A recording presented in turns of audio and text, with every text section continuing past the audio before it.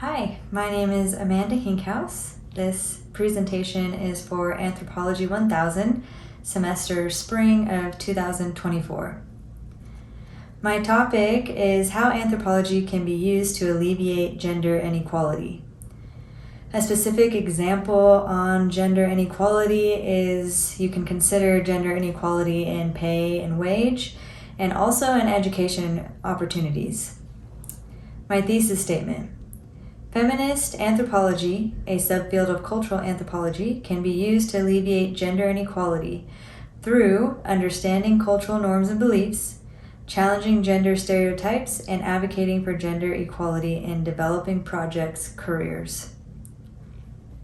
So here's some background information on this topic. Who does it affect?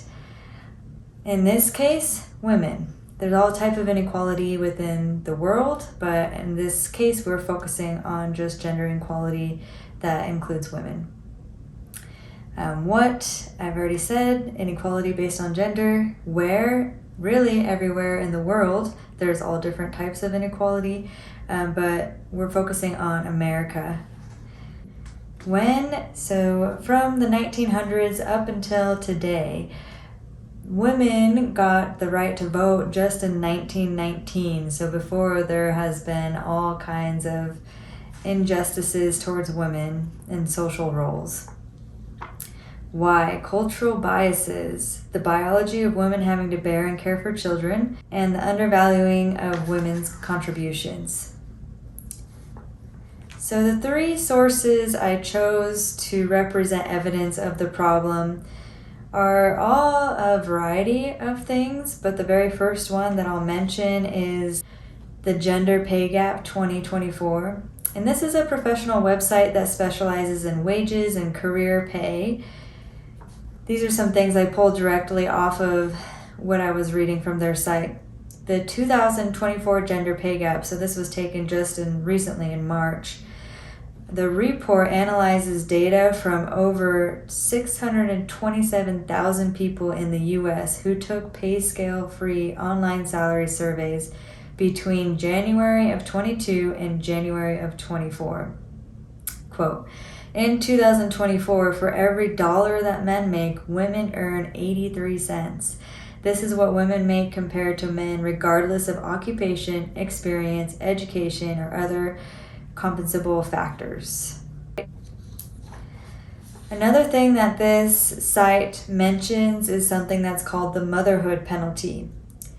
When women indicated that they were a parent or primary caregiver, we observed an uncontrolled pay gap of 75 cents for every dollar earned by a male parent, which is the same as it was last year, so there's been no improvements there. So these statistics prove that gender pay gap still exists today, and there's still gender inequality within careers and work. The next source I'm moving on to is called Men as Cultural Ideals, Cultural Values, Moderate Gender Stereotype Content. And this is a scholarly journal I pulled from ProQuest. I retrieved from searching within the Weber State Library search engine, and it's written by doctors, psychologists. So this one is based around a study that tries to prove that cultural values moderate gender stereotypes. It demonstrates that gender inequality is a problem on a cultural level based on the values we uphold in certain characteristics. Quote, stereotypes of men align more closely with the core cultural values of a given culture than do stereotypes of women. So essentially, what they also mention is this idea that men are more a self-oriented characteristic, where women are other-oriented.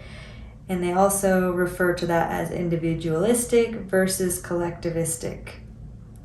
So this study asked Americans and Koreans to rate men and women on behaviors reflecting the two traits, collective or individual, such as the closeness of their friendship ties. So it's just a way to prove how culture is the main source of gender inequality.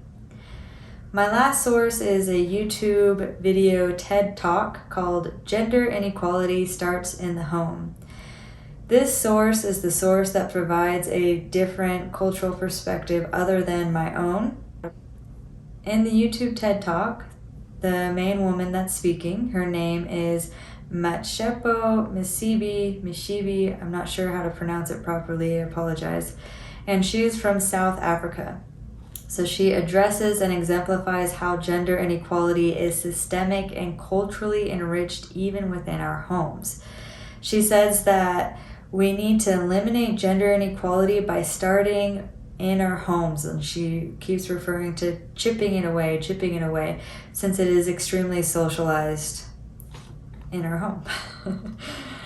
She has demonstrations that support this, and it's actually from her own experience, and one of them is how she says 2 fraternal twins are born, one is male, one is female, and she says the male name translates to hope, and then the female name translates to bring people hope. And she uses this like at birth right there, you're given this gender inequality. And by demonstrating how it's done in the home, she uses examples on how boys get to go to karate and learn how to ride bikes while girls are not allowed to. And this is mainly around their fear of the reproductive organs. Like their main priority is to reproduce, be a good wife, and be a good mother.